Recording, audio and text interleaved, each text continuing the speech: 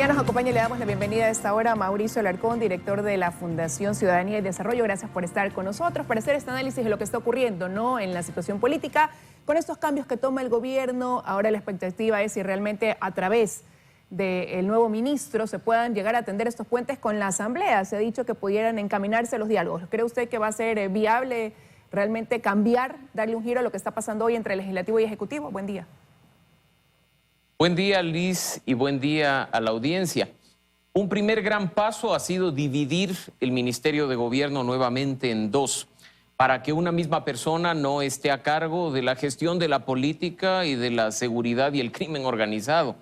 No muchos ciudadanos tienen capacidad de manejar las dos cosas a la vez, así es que este acierto de poner unos temas en manos de un político y otros en manos de alguien que ha trabajado en seguridad es un primer gran paso para ver si la crisis que se ha producido tanto en el sector político como en la seguridad de los ecuatorianos empieza a destrabarse. En el tema de la Asamblea Nacional creo que es clave que ese puente esté en manos de alguien que no genera resistencias. Francisco Jiménez, que abandonó el día de ayer la Asamblea Nacional, es alguien bien visto como interlocutor, incluso por los bloques que hoy se dicen opositores al gobierno. Pero ese cambio, esa decisión se toma 10 meses después de gobierno y con unas declaraciones que le hacen antesala de calificar a integrantes de la Asamblea como corruptos, como ladrones, hablar y decir que de ahora en adelante pues más bien se tendrá que trabajar alejado de la Asamblea Nacional para poder dar viabilidad a esos planes del gobierno. ¿Qué tanto entonces eso puede influir? Las contradicciones, no, y las contradicciones del presidente en muchos casos han sido notorias. No creo que sea necesario redundar en ellas en este espacio, porque si es que tú crees que la Asamblea es un antro de corrupción o un nido de ratas, pues así no te guste la figura de la muerte cruzada, deberías activarla. Pero en este caso lo óptimo es que, aunque no haya sido oportuno, simplemente en cambios pensando en el país. No se puede gobernar sin la Asamblea Nacional, no se puede trabajar sin esta relación ejecutivo-legislativo, por muy hiperpresidencialista que sea la Constitución. En un régimen como el nuestro es vital ese nexo permanente, ese contacto y ese trabajo conjunto para dar algunas líneas respecto a la reforma que propuso el candidato Guillermo Lasso antes de acceder al poder. Ahora, lo primero que tendrá que hacer el presidente es un poco, y ha empezado con estos anuncios, arreglar la situación interna de su gobierno. Con estos nombramientos, con el nombramiento de Francisco Jiménez y la salida de Alexandra Vela, ¿se puede decir que la DP salió del gobierno? Creo que no totalmente. A ver, se van Alexandra Vela y Juan Manuel Fuertes, que también era Democracia Popular. Pero no nos olvidemos que hay otras personas que, vinculadas al extinto partido de gobierno de finales de los 90, aún mantienen ciertos cargos en el Ejecutivo. ¿Diego Ordóñez? Juan José Pons. Ah. Entonces hay algunos detalles que hay que poner quizá en el radar. ¿La Democracia Popular le está haciendo mal al gobierno? Bueno, creo que lo puede haber hecho bien cuando fue gobierno, o no lo sé, en los años 80, pero la política ejecutada hace casi 4 décadas difícilmente es aplicable al día de hoy. Si es que tú no estás actualizado en la forma de hacer política, en la forma en que los actores políticos hacen sus actividades el día de hoy, difícilmente vas a lograr algún resultado. Y creo que durante estos 10 meses hemos visto que por mucho que las personas que representan o representaban a la democracia popular en el gobierno sean éticas, sean íntegras y tengan buenas credenciales académicas, en la práctica esto no nos ha servido a los ecuatorianos. Arreglado este tema, nombrado Francisco Jiménez, que ayer fue bien visto en la Asamblea como nuevo ministro de la Política, pero claro, los puentes que quemó el presidente fueron un montón, pues. Al final no le quedaba más que su bloque. Pero este es un país que no puede sino reconstruir los puentes. O sea, mañana podría haber un acuerdo. ¿El acuerdo con el correísmo es viable? Yo creo que es necesario un acuerdo entre todos, siempre y cuando sea transparente, se tenga líneas claras de acción y se piense primero en el país y en los ecuatorianos antes que en los intereses particulares.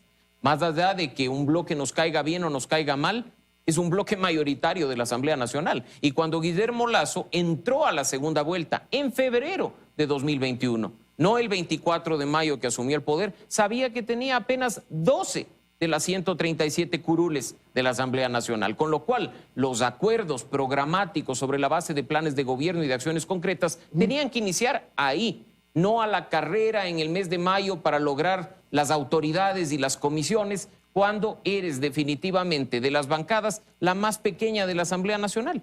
Ahora, pero ¿cuánto pudiera cambiar entonces ahora ese apoyo que inicialmente pues lo tuvo de la bancada independiente, de la izquierda democrática, que ahora parecen más bien alejarse y tener estos acercamientos con UNES o Partido Social Cristiano, que fue el único que respaldó el proyecto de ley de inversiones, por ejemplo, en su momento?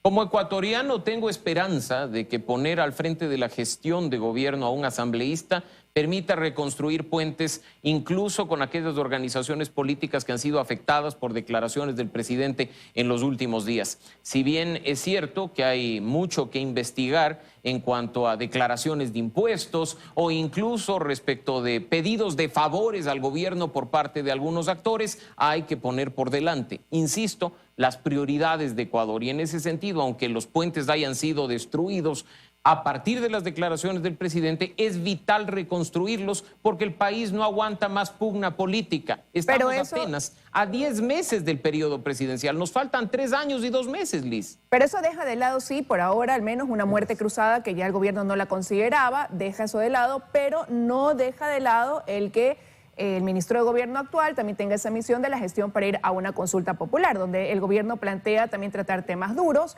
ya no solamente la reforma laboral como lo dijo en su momento, sino apoyarse más bien para darle viabilidad y soporte a lo que prevé aplicar en materia económica, por ejemplo. Por supuesto, y el trabajo de construir un proyecto de ley tiene que partir del Ejecutivo por su iniciativa, pero tiene que nutrirse de los otros sectores políticos para no generar resistencias de antemano si esos votos se necesitan para dar luz verde a una norma que beneficie al país. Los procesos tienen que cambiar, las formas de llevar las relaciones entre el Ejecutivo y el Legislativo también. ¿Es eso posible? Yo creo que sí. Creo que el presidente, a pesar de, como he dicho, sus declaraciones de los últimos días, ha dado un primer gran paso, que es dividir la gestión de estos dos ministerios y responsabilizar de los puentes políticos a un político que hasta hace horas estaba al frente de la Asamblea Nacional, de una de sus comisiones, y que incluso mantenía una buena relación con quienes han sido afectados por las declaraciones del presidente. Hablamos tanto de puentes que a lo mejor no se necesita un ministro, sino un ingeniero. Ingeniero en política. Estamos hablando de que podríamos regresar al casi pacto del 14 de mayo, es decir, al correísmo, al socialcristianismo y al lacismo.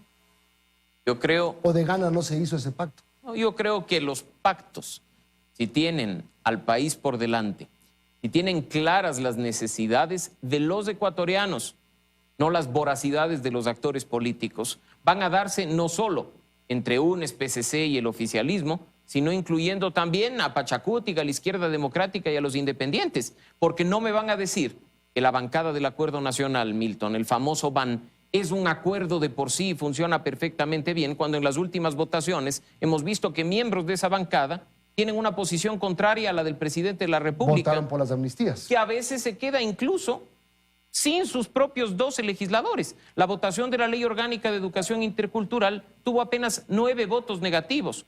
Una abstención y 2 ausencias, por decirlo menos, extrañas. Pero bueno, en todo caso, ¿qué le pedirán al presidente? Pues hay muchas cosas de por medio. Muchos dicen, lo de Polis no es coincidencia, lo de Glass ya mismo viene. Es decir, ese tipo de pactos riesgosos. De ninguna forma, y por ello es vital que exista transparencia en el diálogo entre el presidente, su partido y los demás partidos y movimientos políticos. ¿Confiarán en el presidente que después va a decir que no pagan impuestos? Por ello, nuevamente, es vital la transparencia. Los ecuatorianos somos quienes ganamos en un diálogo transparente, en un diálogo honesto. No necesitamos que sea transmitido en vivo por las cámaras de televisión, pero lo que sí necesitamos es que sea un proceso que cuente con vigilancia de organizaciones de la sociedad civil o de gremios interesados en promover el crecimiento económico. Que esos diálogos no se hagan por debajo de la mesa, que después no nos sorprendan con audios de negociaciones de funcionarios de segundo o de tercer nivel de un ministerio con legisladores por 1 o por 2 votos, cuando sabemos que 5 votos, como los que han sido denunciados por Guillermo Lasso, no hacían la diferencia pues, de la votación que se obtuvo con el proyecto de ley de inversiones. Vamos a ver. Gracias, Mauricio Alarcón, director de la Fundación Ciudadanía y Desarrollo. Amigos, son las 7:58. Tenemos que terminar el programa. Liz, buenos días. Buenos días para ti, para ustedes, amigos. Ya vienen las noticias de la comunidad.